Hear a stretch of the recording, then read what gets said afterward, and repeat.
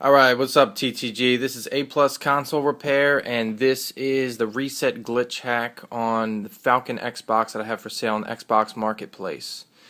Gets instant boot time, so I'm just going to boot this bad boy up here.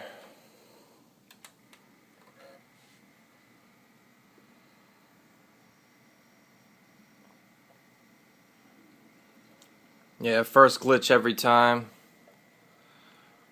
Boots right up.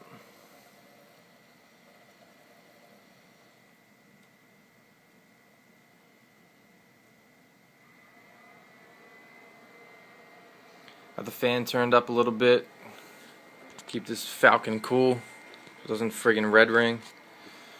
Got the what the fuck is it called? Metro something. Metro style dashboard. Whatever. Just discovered that last night. Pretty cool dash. It's got the link thing right there.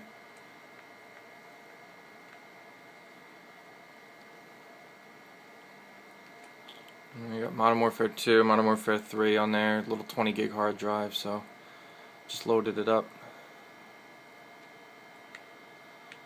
But yeah, that's pretty much it. Falcon reset glitch, good shape, ready to go, ready to play.